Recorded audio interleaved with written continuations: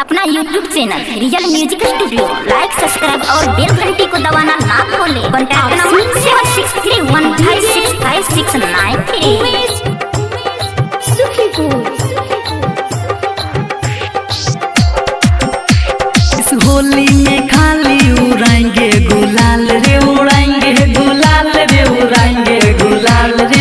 छोरियों के रंग देंगे गोरे गोरे गाल रे, छोरियों के रंग देंगे गोरे गोरे गाल रे।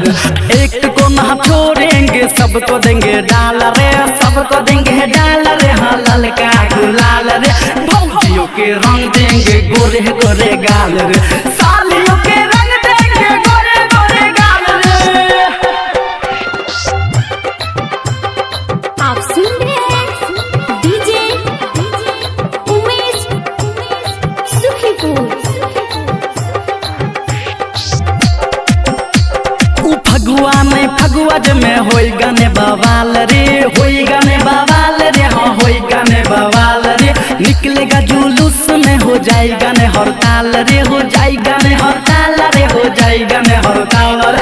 फगुआ में फगुआ में होई गाने बवाल रे, निकलेगा जुलूस में हो जाएगा ने हड़ताल रे।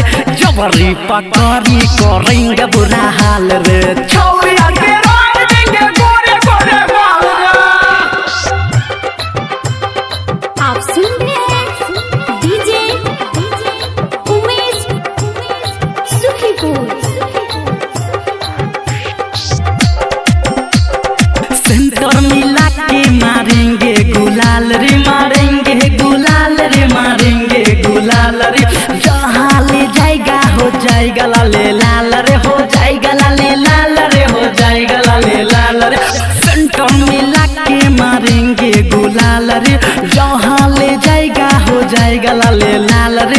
यादगार होली मनाएंगे इस साल रे, छोरी यार के रंग देंगे गोरे गोरे गाल रे।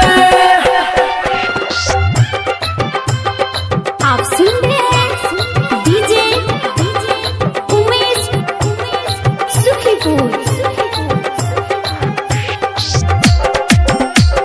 छौरा टाइगर बा है पूरा बेहाल रे, पूरा बेहाल रे। हाँ पूरा बेहाल रे।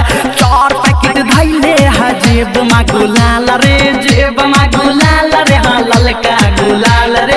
छौरा के सवा है पूरा बेहाल रे, 4 पैकेट धैले है जेब में गुलाल रे। लेवल में ला देंगे देह ऊंच खाल रे, छौरे के रंग देंगे गोरे गोरे गाल रे।